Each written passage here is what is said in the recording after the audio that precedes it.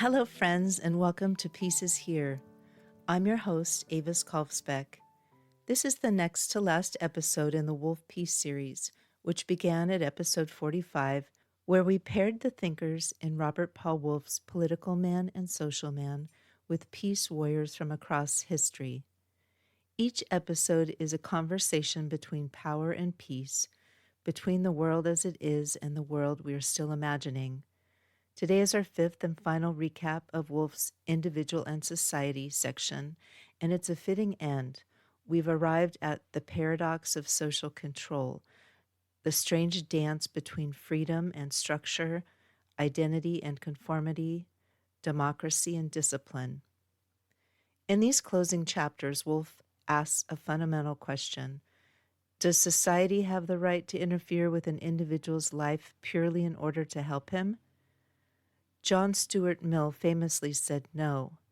Dostoyevsky's Grand Inquisitor famously said yes. And Wolff, as usual, says, well, let's think about it. Let's begin with George Homans. Homans gave us one of the most quietly haunting images in the entire book, a group of factory workers subtly manipulated through care. The Western Electric research revealed that workers would increase productivity not because of fair wages or ideal conditions, but because they were made to feel seen. This wasn't justice. It was what Wolff called a sad and perverse system of seduction, dressing up surveillance as support. Next is Erving Goffman, who showed us how our very identities are shaped by what he called total institutions, places like prisons or asylums where every element of life is controlled. In such spaces, even your self-image can collapse without the props that sustain it, your clothes, your habits, your relationships. He wrote, the structure of a personality can be analyzed into the repertory of roles which the individual sustains. Wolff reminds us that when roles are denied, we don't become free, we unravel. Then comes John Stuart Mill, who built a mighty wall around the individual with his famous essays on liberty. Mill believed the state should only interfere to prevent harm to others, but as Wolff points out, this framework breaks down when we acknowledge that harm is social, that we are formed and sometimes deformed by our need for approval. This leads Wolff to David Reisman's final echo: unless a person already has a strong sense of self, they won't even feel society's control as pressure. They'll feel it as purpose. And then Dostoyevsky, his Grand Inquisitor, says, don't give people freedom. They can't bear it. It's a cynical yet chilling defense of control, structure as salvation. So what is the paradox? It's that some form of social control is necessary to make a person, but the more subtle it becomes, the harder it is to resist. Mill's fear of tyranny might not come from the state, but from the smile of your supervisor, from the softness of someone else's plan for your life, from the fear of letting someone down. Into this complex web, we invited some of the most courageous humans to have resisted unjust control and rebuilt it in gentler form. Sophie Delaunay, whose work with Doctors Without Borders placed her in the heart of health emergencies where institutional control could either save lives or erase humanity. Eleanor Rathbone, a parliamentarian who challenged the institutional cruelty of the poor laws and fought for family allowances, not charity, but justice. Eleanor Roosevelt, who helped shape the Universal Declaration of Human Rights, reminding the world that dignity requires both freedom and a social foundation. And Nelson Mandela, whose decades in prison did not erase his dignity, but rather sharpened it into a leadership that redefined freedom itself. Wolff might have asked, if society shapes the very values by which we critique it, how can we ever claim to stand outside it? In truth, we don't, but we can shape it back. The thinkers and peace warriors in this section show us that control and care are always intertwined.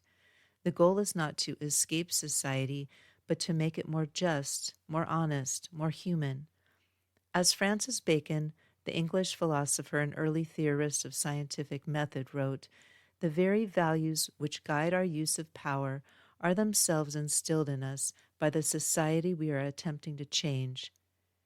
And in a time when our democracy feels fragile and social pressure tightens, voices like Alexandria Ocasio-Cortez remind us this is our moral moment. It's not left or right, it's right or wrong.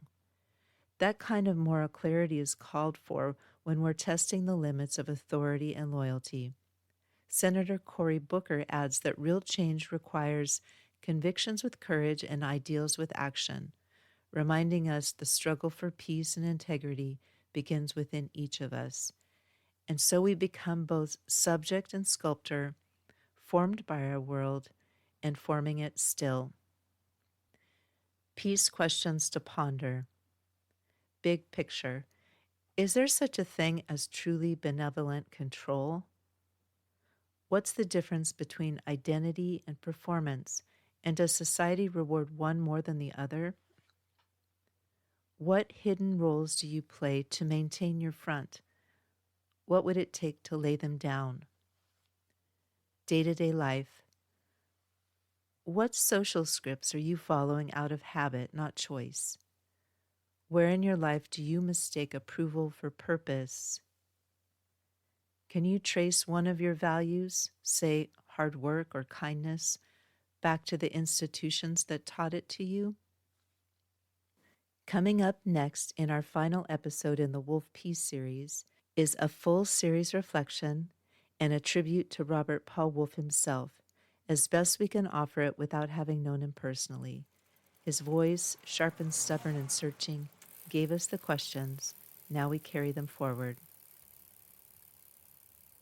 That concludes this episode of Peace is Here. You can learn more at avaskolfsbeck.com, where I share updates on this podcast and my books, including the newly released novella Mano Mutante, a story about food, friendship, and finding peace in the soy-soaked heart of industrial ag Iowa. I write best friend activist short fiction in my Peter the Water Dog Saves the Planet 6-book series. Coming up next, more thinkers, more peace pairings, and more bold questions from the Wolff Peace series.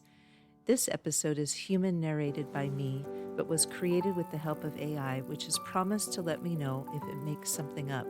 So far, no confessions. But if you believe I've missed something, or if you just want to say hello, I'd love to hear from you. Podcast music is Dalai Lama Riding a Bike by Javier Peque Rodriguez. Links to his music on Spotify and Bandcamp are in the show notes. If you enjoyed this podcast, it really helps me if you subscribe on Apple Podcasts or wherever you listen to your podcasts, or send it to a friend. I'm Avis Kolfsbeck, and I write the Pedro the Water Dog Saves the Planet book series, which are a series of environmental adventure novellas. Books 1 through 6 are available at all your favorite online bookstores or at avaskolfsbeck.com. Go to avaskolfsbeck.com to be notified when new books come out. Thank you again. Until next time, listen for the peace.